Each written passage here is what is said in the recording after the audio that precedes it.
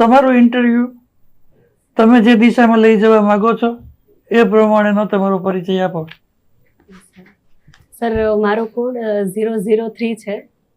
આ ઉપરાંત સર મારું ગ્રેજ્યુએશન મેં BSc મેથ્સમાંથી CUSA સાયન્સ કોલેજથી પૂર્ણ કરેલ છે. સર 2023માં મેં UPSC મેઇન્સ આપેલી છે. આ ઉપરાંત સર મને શોર્ટ ફિલ્મ જોવાનો અને ક્યારેક ડાયરી રાઇટિંગનો શોખ છે. ઓપ્શન શું હતું આપનું? સોશિયોલોજી.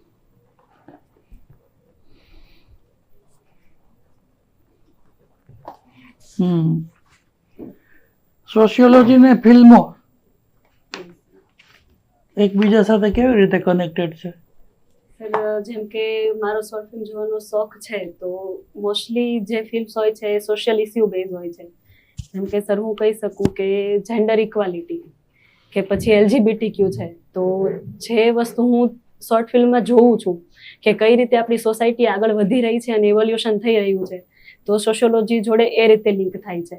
પછી શોર્ટ ફિલ્મમાં કઈ ટાઈપનું કન્ટેન્ટ બતાવવામાં આવે છે કે જે યુવાનોને વધારે આકર્ષિત કરે છે કે પછી યુવાનોમાં વધારે પ્રેરણા લાવે છે સમાજ માટે કંઈક કામ કરવાની, એ રીતે સોશિયોલોજી સાથે લિંક થઈ શકે છે. ઓકે, તમારું મેથેમેટિક્સ છે? હા, BSc ગ્રેજ્યુએશન BSc મેથ્સમાં થયું. પછી PG કર્યું છે? નહીં સર. અચ્છા, BSc મેથ્સ કર્યું છે અને ક્યાંય કામ નથી કરતા અત્યારે? બરોબર. અચ્છા, ગુજરાતના જાણીતા મેથેમેટિશિયન્સ માંથી કોઈને ઓળખો છો? નામ સાંભળ્યું હોય કોઈનું, એમનું પ્રદાન વિશિષ્ટ હોય? સર વાંચેલું છે પણ એક્ઝેક્ટલી યાદ નથી કરી શકતી, યાદ રિકોલ નથી કરી શકતી. રિકોલ નથી કરી શકતા, કઈ વાંધો નહીં. ડાયરી? યસ. ક્યારેક ક્યારેક કેમ? ડાયરી તો નિયમિત લખવાની વસ્તુ છે. હા સર, જ્યારે શરૂઆત કરેલી ત્યારે રેગ્યુલર થતી હતી, પણ પ્રિપેરેશનમાં પછી સર ડેઈલી ઇવેન્ટને લખવી એ થોડું ટાઈમ કન્ઝ્યુમિંગ થઈ જાય છે, એટલે ડેઈલી નથી થતી. ઓકે, શું બેઝિક ઇન્ટેન્શન શું છે ડાયરી રાઇટિંગના? સર જ્યારે શરૂઆત કરેલી ત્યારે ઇન્ટેન્શન કોઈ પ્રોપર નહોતો. એટલું હતું કે મને મજા આવતી કે દિવસમાં જે થાય છે હું નોટ કરું, પણ સર સમય સાથે મને સમજાયું કે હું મારા ગોલ લખી શકું છું, કે બીજા દિવસના મારા ગોલ શું છે મારી હેલ્થ ઉપર, કે જ્યારે મને એવું લાગે છે કે મારી હેલ્થ ખરાબ થઈ રહી છે તો હેલ્થ પર હું ફોકસ કરી શકું છું, કે કયા કારણોથી મારી હેલ્થ બગડે છે. કયા લેખકની ડાયરી બહુ પ્રસિદ્ધ છે? સર વર્લ્ડમાં એક એન્ને ફ્રેન્કની ડાયરી છે. ઓકે. Yes sir. પછી સર એ ઉપરાંત આપણે ગુજરાતમાં ભગતસિંહની પણ ડાયરી ફેમસ છે, જેમણે જેલમાં લખેલી છે. ભગતસિંહ ગુજરાતમાં કે? સોરી સર, ઇન્ડિયામાં. હા. ઇન્ડિયામાં સર. અને ભગતસિંહ ક્યાંના હતા મૂળ? ભગતસિંહ મૂળ સર ખ્યાલ નથી મને. નથી ખબર? મેં વાંચેલી નથી sir diary. Okay okay. Bhagat Singh વિશે તો વાંચ્યું હશે ને? હા સર, જેટલું સ્ટડીમાં આવે છે એટલું વાંચેલું. હા, પણ એમાં ક્યાંક ના હતા એવું આવે છે. સર મહારાષ્ટ્રના, હું શ્યોર નથી સર. ઓકે, નો પ્રોબ્લેમ. પછી બીજી ડાયરી, ગુજરાતના કોઈ ઓથરની ડાયરી જાણીતી હોય? બહુ જાણીતા માણસ છે તો? ગાંધીજીની ડાયરી સર કોઈ? આઈ એમ નોટ શ્યોર. ગાંધીજી સાથે સંકળાયેલા મહાદેવભાઈ દેસાઈની ડાયરી. Yes sir. બરાબર ને? Right right. અચ્છા, તમારા કયા પ્રેફરન્સીસ છે બેન? Sir SC assistant commissioner state tax, ACTD, STO, DILR. Okay, DILR એ શું કામ કરવાનું આવે? સર સૌથી મેઇન કામ છે કલેક્ટરના એક ટેકનિકલ એડવાઇઝર હોય છે, જમીન રિલેટેડ કોઈ પણ એડવાઇસ આપવાની હોય ત્યારે. સર બીજું જમીનની માપણી અને જમીનના જે ડેટા છે એનું રેગ્યુલર અપડેશન કરવાનું હોય છે સરકારની પરમિશન સાથે. અત્યારે સૌથી ચેલેન્જિંગ જોબ જો કોઈ હોય તો DILR ની છે, AC GST કરતા પણ. એના કારણો છે અને એ કારણો છાપામાં બહુ ચર્ચાણા છે.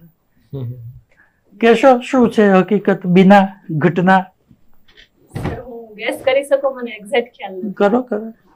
સર એક લેન્ડ ગ્રેબિંગના ઇશ્યુ જે વધી રહ્યા છે, પછી લેન્ડ એન્ક્રોચમેન્ટ થઈ રહ્યું છે, દબાણ હટાવવાની જે વાતો ચાલે છે. સર અત્યારે હું બે જ ઇશ્યુ રિકોલ કરી શકું. બાયસેગ એવી એક સંસ્થા છે આપણી. બાયસેગ? સોરી સર, નથી. ભાસ્કરાચાર્ય ઇન્સ્ટિટ્યૂટ શેના માટે છે? સર જ્યાં સુધી મને ખ્યાલ છે એસ્ટ્રોનોમી સાથે રિલેટેડ છે. એસ્ટ્રોનોમી સાથે? શ્યોર નથી સર. ઓકે. એવા કયા ફેક્ટર્સ હતા કે જે તમને UPSCમાં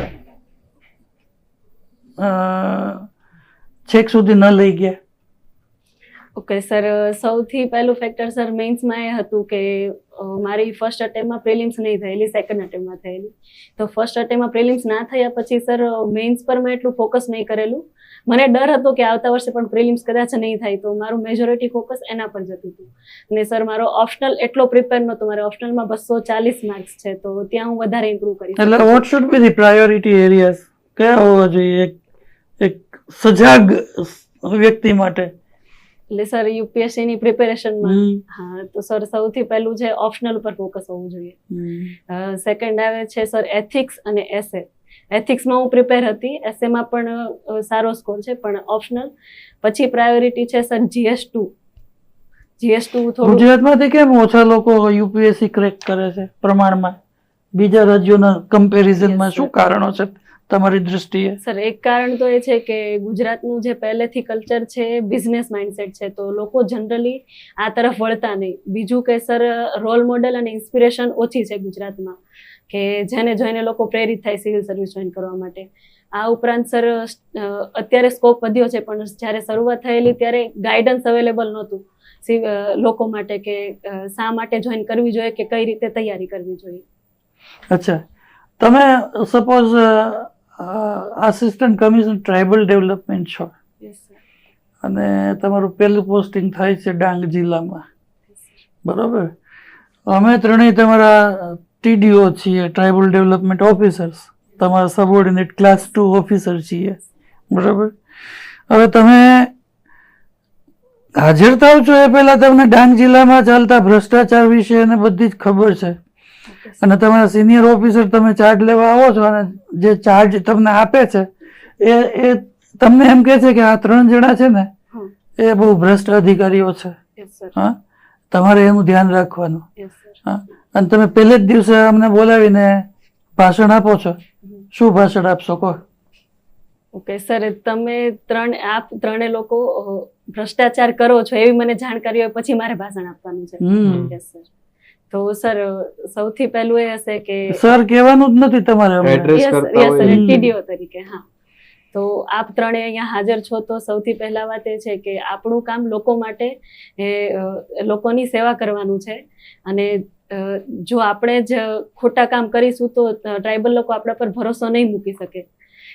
એ સાથે જો ટ્રાઇબલ લોકોનો ભરોસો જીતવો હશે તો આપણા તરફથી જે પોસિબલ પ્રયાસો બને છે એમાં સૌથી પહેલું છે કે આપણે આપણા તરફથી સજાગ રહીએ કે આપણાથી ભૂલો ક્યાં થઈ રહી છે, આપણે શા માટે ખોટા રસ્તે વળી રહ્યા છીએ, અને એને દૂર કરવા માટે આપણે ભેગા મળીને ખોટા કામ કરવા કરતાં લોકો જોડે મળીને એમનું સોલ્યુશન લાવી શકીએ.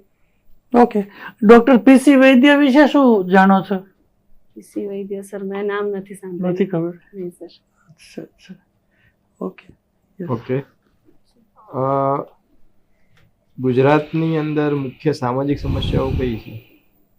ઓકે સર, સૌથી પહેલી તો કહી શકીએ કે ગુજરાતમાં એક સેક્સ રેશિયો ઓછો છે, ઇન્ડસ્ટ્રીયલાઇઝ સ્ટેટ હોવા છતાં. સર બીજું છે કે જનરલ લેવલે, ઇન્ડિયા લેવલ પણ કહી શકીએ, પેટ્રીઆર્કીનું વધારે વર્ચસ્વ છે. પછી સર ત્રીજું કહી શકીએ કે ટ્રાઇબલ ડેવલપમેન્ટ હજુ જે લેવલે થવું જોઈએ એ લેવલે નથી થયેલું. Sir 3 recall. ટ્રાઇબલ જોડે જોડાયેલો એક ઇન્સિડન્ટ રિસન્ટલી ખૂબ જ ચર્ચામાં હતો, સામાજિક એક પ્રશ્ન સાથે જોડાયેલો હતો અને તેને હાઈકોર્ટે પણ રિમાર્ક્સ કર્યા હતા. સોરી સર, ખ્યાલ નથી. ઓકે, ચલો ઇન્સિડન્ટ હું તમને કહું. એક જનજાતીય મહિલા છે જેને અર્ધનગ્ન કરીને ગામમાં ખુલ્લામાં ફેરવવામાં આવી હતી અને મારવામાં આવી હતી. આખી ઘટના ટાઈપની હતી. તો આ પ્રકારની ઘટનાનું એક સોશિયોલોજીના સ્ટુડન્ટ તરીકે તમે કેવી રીતે મૂલ્યાંકન કરો છો? સર સૌથી પહેલું કે સોશિયલ મોબિલિટીનો કોન્સેપ્ટ, કે દલિત લોકોને સોસાયટીમાં ઉપર જવા માટે ચાન્સ નથી મળતો, અને જે અપર કાસ્ટના લોકો છે એવું માને છે કે સોસાયટીમાં ઇન્ફિરિયર લેવલે છે. બીજું સર એક પેટ્રીઆર્કીનો કોન્સેપ્ટ આવે છે કે જ્યાં દલિત સ્ત્રીને ઓબ્જેક્ટિફાઈ કરવામાં આવે છે, કે દલિત સ્ત્રીઓ છે એ બીજી સ્ત્રીઓ કરતા ઇન્ફિરિયર ગણી શકાય. આ તો સેમ કમ્યુનિટીના, સેમ પરિવારના લોકો જ હતા અહીંયા. Okay sir. તો સર સૌથી પહેલો કોન્સેપ્ટ અગેન છે પિતૃસત્તાત્મક સોસાયટી છે, તો એના વિચારોને થોપવા માંગે છે સ્ત્રીઓ પર, બીજું છે સર, એ લોકો અવેર નથી કે એક સ્ત્રીનું રિસ્પેક્ટ શું હોય છે સોસાયટીમાં. અને ત્રીજું સર, એ લોકોની ડોમિનન્ટ આઈડિયોલોજી છે કે સ્ત્રી છે પુરુષ કરતા આગળ ના વધવી જોઈએ ક્યારે. આ 3 સોશિયોલોજીકલ એનાલિસિસ થઈ શકે છે. આસિસ્ટન્ટ કમિશનર ટ્રાઇબલ ડેવલપમેન્ટ તરીકે આવા કોઈ વિસ્તારમાં તમારું પોસ્ટિંગ થાય છે અને આ પ્રકારના ઇન્સિડન્ટ્સ ના બને એના માટે તમે શું કરી શકો? સર, સૌથી પહેલા તો સર મારું કામ પોસ્ટિંગ થયા પછી એનાલિસિસ કરવાનું છે કે કયા પ્રકારના ઇન્સિડન્ટ થઈ રહ્યા છે અને કયા પ્રકારના ઇન્સિડન્ટ વધારે થાય છે. એના ઉપરથી સર હું એક કમિટી બેસાડી શકું એનાલિસિસ કરવા માટે કે જેમાં ટ્રાઇબલ કમ્યુનિટીના લોકો પણ હોય, ગ્રામસભાના લોકો પણ હોય, જેમાં ફિમેલની પણ હાજરી હોય કે જેનાથી એ લોકોના ઇસ્યુને વધારે સોલ્વ કરી શકીએ. પછી બીજું છે સર, હું ટ્રાય કરીશ કે જે સ્કીમ ચાલે છે ગવર્મેન્ટની વિમેન રિલેટેડ સ્પેસિફિક અને જે SC/ST એક્સપ્લોટેશન એક્ટ છે એને વધારે સ્ટ્રિક્ટલી ઇમ્પ્લિમેન્ટ કરી શકાય. અને સર ત્રીજું છે કે જે women related NGO civil society work કરે છે એની જોડે વધારે કોલેબોરેશન કરીને હું વિમેનના ઇસ્યુને વધારે સારી રીતે સમજી શકું છું. સોશિયલ મીડિયાનો યુઝ કરો છો તમે? સર વોટ્સએપ અને યુટ્યુબ. તો હમણાં એક શો બહુ ચર્ચામાં રહ્યો હતો, India's got latent. Yes sir. શું આખો ઇન્સિડન્સ છે અને આવી જે ઘટનાઓ છે એનું તમે આજના યુથના અનુસંધાનમાં કેવી રીતે મૂલ્યાંકન કરો છો? સર ઘટના એ રીતે થયેલી છે કે ફેમસ યુટ્યુબર છે જેના દ્વારા એવા શબ્દો બોલવામાં આવેલા છે અભદ્ર કે જે કદાચ સોશિયલ મીડિયા પર ના ફરવા જોઈએ. અને સર એનું યુથ પર એનાલિસિસ કરીએ તો સર સૌથી પહેલા મેન્ટલ હેલ્થ પર ઇફેક્ટ થાય છે કે એ બધું સાંભળીને આજનું યુથ કઈ તરફ આકર્ષિત થાય છે. બીજું છે સર, આ પ્રકારના કન્ટેન્ટથી યુથ વધારે ને વધારે કન્ટેન્ટ જોવા માટે પ્રેરાય છે. ત્રીજું છે, સોરી સર અત્યારે એનાલિસિસ નથી. ઓકે, તો આ મતલબ આને તમે કોનું ફેલિયર માનશો? સોસાયટીનું કે દેશનું કે પછી કોઈ વ્યક્તિગત ફેલિયર કહી શકાય? સર પર્ટિક્યુલર કોઈ પણ ફેલિયર ના કહી શકાય. ફર્સ્ટ ફેલિયર છે તો જે કન્ટેન્ટ ક્રિએટર જે ન્યૂઝમાં ચાલે છે એનું જ કહેવાય કે આ શબ્દો બોલવા ના જોઈએ પબ્લિકમાં. સર સેકન્ડ છે કે એઝ અ સોસાયટી આપણે કઈ રીતે સોશિયલાઇઝેશન કરીએ છીએ અને કયા પ્રકારનું એજ્યુકેશન આપીએ છીએ કે આ પ્રકારના કન્ટેન્ટ સમાજમાં વાયરલ ના થાય.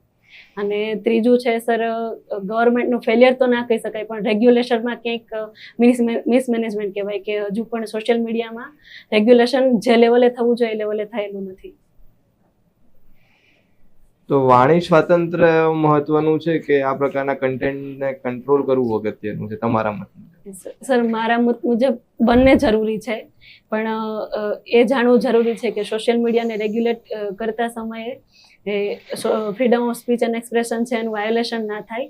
જ્યારે રેગ્યુલેશન એ રીતે થવું જોઈએ કે જે ઓપ્શન કન્ટેન્ટ છે જે ભારતીય ન્યાય સંહિતામાં મેન્શન કરેલું છે એના ઉપર થોડું વધારે રેગ્યુલેશન લાવી શકાય, પણ ફ્રીડમ ઓફ સ્પીચ છે એની ક્રિએટિવિટી છે એ વાયોલેટ ના થવી જોઈએ. ઓકે, તો તમારી એવી 2 કે 3 ક્વોલિટી જણાવો કે જેનાથી આ પેનલ કન્વિન્સ થઈ જાય કે you are the one of the most suitable candidate. Sir સૌથી પહેલી મને લાગે છે એડેપ્ટેબિલિટી. હું કોઈ પણ જગ્યાએ કોઈ પણ સિચ્યુએશનમાં એડેપ્ટ થઈ શકું છું. સર સેકન્ડ મને લાગે છે મારી રેશનલ થિંકિંગ છે કે જ્યાં હું માત્ર લોજિક પર પણ નહીં અને માત્ર મારા જે વિચારો છે એના પર પણ નહીં પણ બેલેન્સ ડિસિઝન લઈ શકું છું રેશનલ થિંકિંગ પરથી. અને ત્રીજું સર, થોડા ઘણા અંશે મને લાગે છે કે હું એક સારી લીડર પણ છું. લીડરશિપનું કોઈ એક્ઝામ્પલ આપી શકો? હા સર, 2-3 એક્ઝામ્પલ છે કે જ્યારે સર કોલેજ દરમિયાન વિવેકાનંદ કેન્દ્ર જોડે હું જોડાયેલી હતી જે કન્યાકુમારીથી ઓપરેટ થાય છે અને મોઢેરા સૂર્ય નમસ્કાર કરવાના હતા. તો અમદાવાદમાંથી ટોટલ 200થી વધારે સ્ટુડન્ટ હતા. તો સર એ લોકોને ડેઈલી 1 મહિનો મેં સૂર્ય નમસ્કાર કરાવેલા છે. આ ઉપરાંત બસમાં કઈ રીતે એ લોકોનું મેનેજમેન્ટ કરવાનું, ત્યાં જઈને લોકોને હેન્ડલ કરવાનું છે, બધા સ્ટુડન્ટને સર્વે સક્સેસફુલી પૂર્ણ કરેલ છે. આ ઉપરાંત સર 12th સ્ટાન્ડર્ડમાં ઘણીવાર એવું થયેલું હોય કે આપણાથી જે આપણા ફ્રેન્ડ્સ છે જે વીક હોય કોઈ પણ સબ્જેક્ટમાં, તો સર મેં મારા તરફથી ટ્રાય કરેલી છે કે એ લોકો મને એવું માનતા કે હું એક લીડર છું તો મેં સ્ટડી ગ્રુપ બનાવીને એ લોકોને હેલ્પ કરેલી છે as a leader. Okay sir. Suppose there are 3 sides of the triangle measuring 3 cm, 4 cm and 5 cm. What type of triangle is it? Sorry sir word recall નથી કરી શકતી. 3 cm, 4 cm, 5 cm. हाँ, The sir. type of हाँ. triangle is it? Don't remember.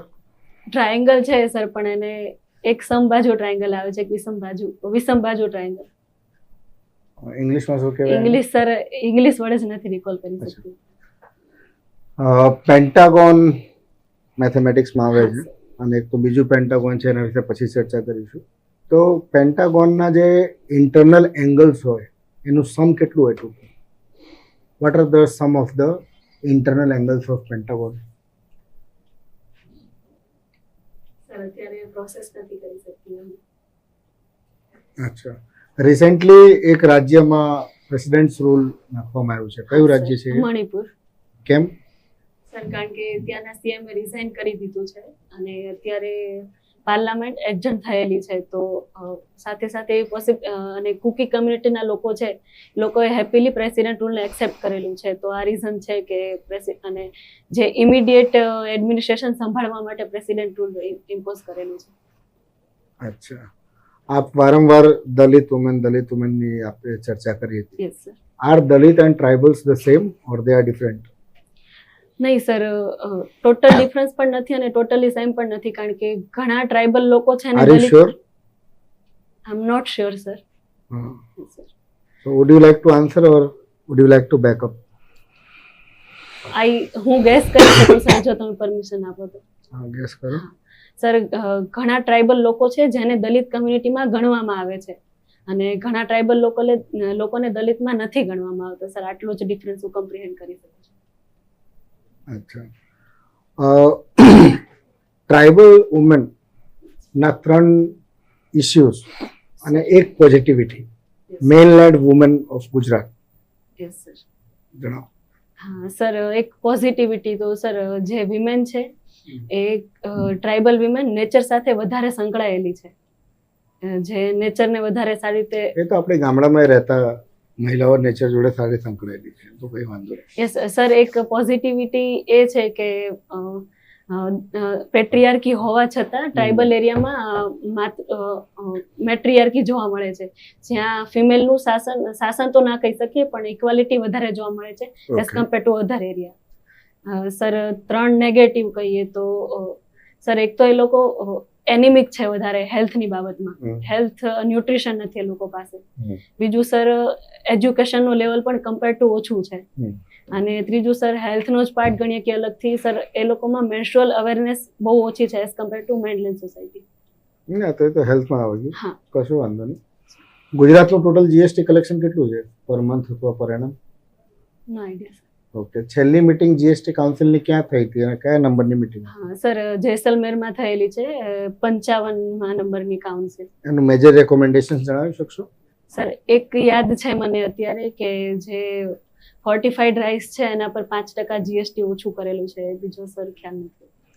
હું આપનાથી પૂછું કે 3 major economic reforms of independent India. Yes sir. Number 1, 2, 3 આપ કયા જણાવશો? Major economic reforms. Okay sir, સૌથી પહેલું તો એલપીજી રિફોર્મ્સ છે, 1991માં થયેલા છે. પછી સર, એટલે સર સક્સેસ વાઇઝ કયો છો કે તમારી પ્રાયોરિટી ગોતો ને, તમારી પ્રાયોરિટી. ઓકે સર, તો સેકન્ડ હું કહી શકું કે સર ગ્રીન રિવોલ્યુશન, જેને એગ્રીકલ્ચર અને ઇકોનોમીને ઇમ્પેક્ટ કરેલ છે. અને સર ત્રીજું જીએસટી પોતે જ. નેશનલાઇઝેશન ઓફ બેંક્સ તમારી પ્રાથમિકતામાં છે કે નથી? હા સર, કહી શકાય. હા, મને યાદ ના આવ્યું સર, પણ કહી શકાય. આપના આઈડલ કોણ છે મહિલાઓમાં? સર, એસ જ કોઈ ફિક્સ આઈડલ નથી, પણ જ્યારે સિવિલ સર્વિસની વાત આવે તો કિરણ બેદી સૌથી પહેલા આવે છે. કિરણ બેદી સૌથી પહેલા આવે. કિરણ બેદીના કયા એવા ગુણ છે જે તમને લાગે છે કે તમારામાં આવી શકે અથવા છે as a government officer? Sir, સૌથી પહેલું એની લીડરશિપ છે, જે મારામાં 100% તો ના કહી શકાય, થોડું ઘણું છે અને હું શીખી શકું છું એનામાંથી. સર, બીજું છે કે એમણે સમાજને બહુ સારી રીતે, સમાજની જે ખોટી વાતો હતી કે સ્ત્રીઓ આ કરી શકે અને ના કરી શકે, એને બહુ સારી રીતે નકારેલું છે. તો સર, એ વસ્તુ હું શીખી છું. હું રૂરલ બેકગ્રાઉન્ડમાંથી આવું છું, તો એ વસ્તુને હું બહુ સારી રીતે શીખી ગયેલું છે કે લોકોની કઈ વાતોને ધ્યાનમાં લેવાની છે અને કઈ વાતોને નથી લેવાની. ગુડ. પછી અને આ ઉપરાંત સર એમનું એમ્પેથી કે કમ્પેશન કહી શકાય કે જે રીતે એમણે તિહાર જેલને આખું પ્રિઝન હતું એમાંથી એક સોશિયલ રિફોર્મ્સ લાવીને આખું જેલનો નકશો બદલી દીધો. કઈ પ્રેક્ટિસ કરી એમણે? પ્રેક્ટિસમાં શું લીધું સોશિયલ રિફોર્મ માટે? સર સાધન કોને બનાવ્યું? સર હું ગેસ કરી શકું કે કેદીઓને રિફોર્મ્સ કરવા માટે સાધન બનાવેલું. બીજું સર એ પણ પર્ટિક્યુલર એક મેથડ એમને ઉપયોગમાં લીધી હતી. ખ્યાલ નથી sir. Okay, last question. What was the last post held by Kiran Bedi? છેલ્લે કઈક હતા એ? Hmm. Sir can I guess? ગવર્નરની post sir. Are you sure? ગવર્નરની I am post? Not sure. I am not sure. Governor યુટીમાં માત્ર governor નહોતા, administrator તરીકે. ગવર્નર તો ખરા પણ આગળ એક શબ્દ આવે. હા હા સર, એડમિનિસ્ટ્રેટર તરીકે ના ના, એડમિનિસ્ટ્રેટર ગવર્નર એવું ક્યાં બોલાય છે? નહીં એવું નહીં. શું બોલાય? લેફ્ટનન્ટ. હા. હા ક્યાંના હતા? સર એ ચાલો હિન્ટ આપું. એવું એક યુટી છે જેની અંદર લેજિસ્લેટિવ એસેમ્બલી. પુડુચેરી. ગુડ.